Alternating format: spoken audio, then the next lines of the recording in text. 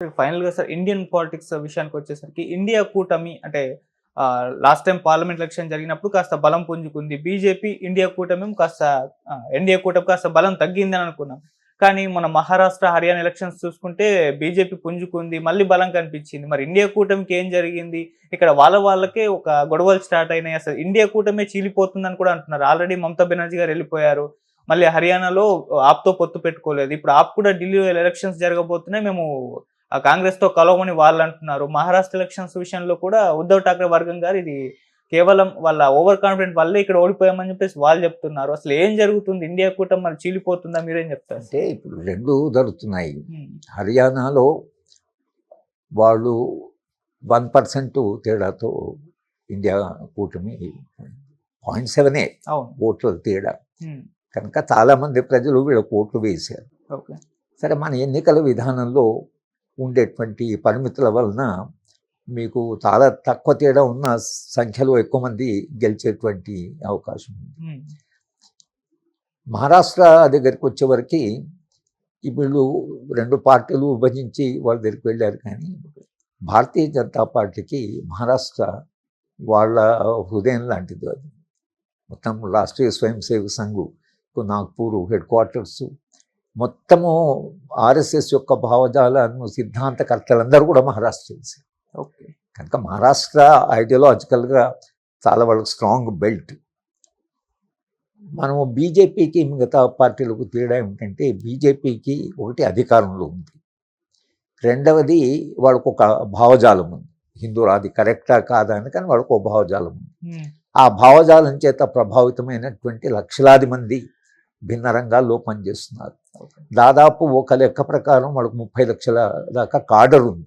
Gross రూట్లో పనిచేసే card ఉంది. కావలసినంత ఫైనాన్షియల్ వనరులు ఉన్నాయి, ఆర్థిక వనరులు ఏ పార్టీకి కూడా లేనంత వనరులు మొత్తం మీడియా వాళ్ళ చేతిలో ఉంది. ఇన్ని వెసులుబాట్లు భారతీయ జనతా పార్టీ మీడియా చేతిలో ఉంది. ఫైనాన్షియల్గా ఆర్థిక వనరులు ఉన్నాయి, పనిచేసే కార్యకర్తలు ఉన్నారు, ఒక భావజాలం ఉంది. ఇన్ని ఉన్నా కూడా పోయిన ఎన్నికల్లో దాదాపు ఓడిపోయారు. పార్లమెంట్ ఎన్నికలు ఓడిపోయారు. అయితే భారతీయ జనతా పార్టీకి ఉండే అడ్వాంటేజ్ ఏమిటంటే, ఓడిపోతూనే వాళ్ళు ఎందుకు ఓడిపోయామని అనాలిసిస్ చేసుకుంటారు. వాళ్ళు చాలామంది విశ్లేషణ చేసేవాళ్ళు, చాలామంది కార్యకర్తలు ఉన్నారు. ఎక్కడెక్కడ ఏంటి వాళ్ళ సమాచారం కూడా చాలా సమాచారం. ఎవరు మనకు ఓటు వేయడం లేదు, ఎవరు మనకు ఓట్లు వేశారు, ఏ సెక్షన్స్ మనకు ఓటు వేయడం లేదు అని అనాలిసిస్ చేస్తారు. చేసి అక్కడ వాళ్ళు కాన్సన్ట్రేట్ చేస్తారు. ఆ సెక్షన్స్ మీద ఎందుకు వీళ్ళు మనకు ఓటు వేయలేదు అనేది కార్యకర్తలు అక్కడికి వెళ్ళి చాలా ముందే వాళ్ళు, అంటే భారతీయ జనతా పార్టీ ఎన్నికలప్పుడే వాళ్ళు ప్రచారం కాదు, ఎన్నికల మధ్య 5 ఏళ్ళు కూడా ప్రచారం చేస్తూనే ఉంటారు.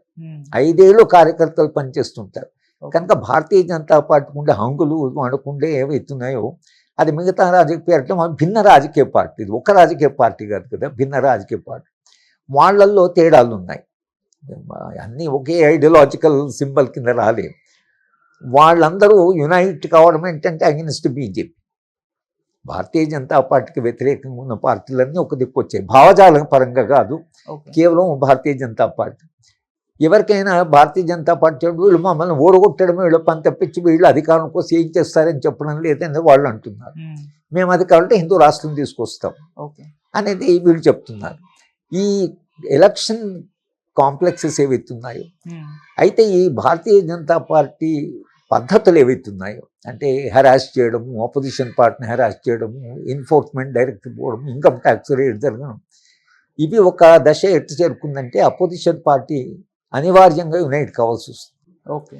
దాంట్లో మళ్ళీ ఇప్పుడు తృణమూల్ కాంగ్రెస్ పార్టీ ఆమె చాలా బలంగా ఉంది, 6 సీట్లు ఆమె గెలిచింది. 9లో భారతీయ జనతా పార్టీ అంటే ఎంత ప్రచారం చేసినా వెస్ట్ బెంగాల్లో వాళ్ళు గెలవలేకపోయారు, పంజాబ్లో వాళ్ళు గెలవలేకపోయారు, జార్ఖండ్లో వాళ్ళు గెలవలేకపోయారు, తెలంగాణలో వాళ్ళు గెలవలేకపోయారు. అంటే ఒక రకంగా అపోజిషన్ పార్టీస్ ఎక్కడో కొంత బేస్ ఉంది. భారతీయ జనతా పార్టీకి ఇంకొంత విశాలంగా నార్త్ ఇండియాలో బేస్ ఉంది. కానీ ఒక్కొక్కసారి ప్రజలు సమస్యలు ఎన్నికల్లో మీద ఇన్ని హంగులు ఉన్నా, ఒకటి తీవ్రమైన అన్ఎంప్లాయ్మెంట్, విపరీతమైనటువంటి నిరుద్యోగం ఉంది దేశంలో, లక్షలాది మంది నిరుద్యోగులు ఉన్నారు. ఒకటి అసమానతలు బాగా పెరుగుతున్నాయి, సంపద చాలా కేంద్రీకృతమై. మూడవది అభివృద్ధి నమూనా ఏదైతుందో అది ఉద్యోగాలు సృష్టించే నమూనా కాదది. అది ఉద్యోగాలు ఉన్న ఉద్యోగాలు ఊడిపోవడం తప్పించి కొత్త ఉద్యోగాలు వచ్చే అభివృద్ధి నమూనా కాదు. దేశంలో పేదరికము, ఆరోగ్యము, విద్య అన్ని విషయాల్లో మనం చాలా వెనుకబడే ఉన్నాం. ఈ సమస్యలు ఏవైతుందో నాణ్యమైన విద్య లేకపోవడము, సమానమైన విద్య లేకపోవడము, ఆరోగ్యం అందుబాటులో లేకపోవడము, ఉద్యోగాలు సృష్టి జరగకపోవడము, ఇవేవైతున్నాయో అంతిమంగా ఎన్నికల్లో ప్రజలు తన నిత్య జీవితంలో ఉండేటువంటి ధరలు పెరుగుతున్నాయి. కనుక ఎన్ని హంగులు ఉన్నా కూడా ఈ సమస్యలను ఒకవేళ భారతీయ జనతా పార్టీ అడ్రస్ చేయలేకపోతే వచ్చే ఎన్నికల్లో ఎట్లయితే పార్లమెంట్ ఎన్నికల్లో వాళ్ళు దెబ్బతిన్నారు అట్లా దెబ్బతినడానికి అవకాశం. అయితే వాళ్ళ దగ్గర ఉన్న పరిష్కార మార్గాలు ఏమైనా ఉన్నాయనేది మనకి ఇంకా తెలియదు. ఉద్యోగాలు సృష్టి చేయడం అనేది ఎలా, మరి ఈ అభివృద్ధి నమూనాలోనేమో కోట్లాది రూపాయలు పడితే 100,000 ఉద్యోగాలు వస్తున్నాయి.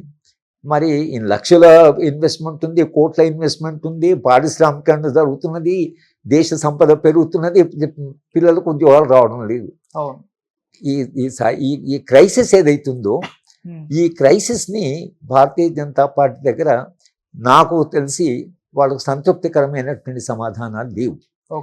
బహుశా ఎన్నికల్లో రేపు రాబోయే ఎన్నికల్లో ప్రభావితం చేసే అంశాలు ఇవి. వ్యవసాయ రంగం, రైతాంగ ఉద్యమాలు నడుస్తూనే ఉన్నాయి. నిరుద్యోగులు నిరంతరంగా మాకు ఉద్యోగాలు కావాలని పోరాటాలు చేస్తూనే ఉన్నారు. కనుక ఈ మొత్తము పోరాటాల యొక్క ఫలితంగా ఒకవేళ అవి ఈ ప్రతిపక్ష పార్టీలు వాళ్ళు ఎంత పని చేసినా చేయకున్నా ఒక్కొక్కసారి అనివార్యంగా ఇప్పుడు ఇక్కడ కేసీఆర్ గారికి అన్నీ ఉన్నా కూడా కాంగ్రెస్ పార్టీ గెలిచింది. ఒక్కొక్కసారి ప్రజలు విసుగు చెందితే తర్వాత ప్రజలు నిజంగా అసంతృప్తి పెరిగిపోతే అటువంటి సందర్భాల్లో భారతీయ జనతా పార్టీ దెబ్బతినడానికి కూడా అవకాశం. నిజంగానే వాళ్ళ ఓట్లు కానీ ప్రజల్లో విశ్వాసం పోతే అప్పుడు మీకు పెద్ద సమస్య వచ్చుకుంటే మొత్తం ఎన్నికల సంఘాన్ని వాళ్ళు నియమించే పద్ధతి కూడా ఏదైతుందో అది కూడా ఇటువంటి అనుమానాలకు దారితీస్తుంది. ఎందుకంటే ఎన్నికల కమిషన్కు అపాయింట్ చేసే మెంబర్స్ ఎవరైతున్నారో దాంట్లో చీఫ్ జస్టిస్ ఉండేవాళ్ళు. చీఫ్ జస్టిస్ ఎందుకు తీసేశారు?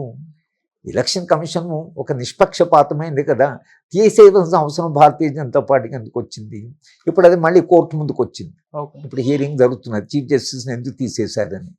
మీరు తీసేయడం వలన మీరు ఏమీ ఈవీఎంలను చేయకపోవచ్చు కానీ ఒక అనుమానానికి మీరు దారి తీశారు. ఎలక్షన్ కమిషన్ కూడా గట్టిగా రూలింగ్ పార్టీని వాళ్ళు ఏమీ కంట్రోల్ చేయలేకపోతుంది. ఒక కాలంలో లింగ్డో, శేషన్ లాంటి వాళ్ళు ఎలక్షన్ కమిషన్ అన్ని పార్టీలు భయపడేవి, రూలింగ్ పార్టీ కూడా భయపడేది. అట్లా భయపడడం వలన ప్రజలు ఏంటంటే ఎన్నికల కమిషన్ నిష్పక్షపాతంగా ఎన్నికలు నిర్వహిస్తుందని ఒక విశ్వాసం ఉండేది. ఇవాళ మీకు ఆ పాసిబిలిటీ లేకుండా ఎలక్షన్ కమిషన్ తమకు కావాల్సిన వాళ్ళని వేసుకుంటున్నారు, ఎందుకు వేసుకుంటున్నారు అనే అనుమానం దగ్గర నుంచి ఈవీఎంను అనుమానపడేదాకా వస్తున్నది. కనుక ఎలక్షన్ కమిషన్లో చీఫ్ జస్టిస్ పెట్టడము కాస్త వాళ్ళు అపాయింట్ చేసే మెంబర్స్ ఎవరైతున్నారో వాళ్ళు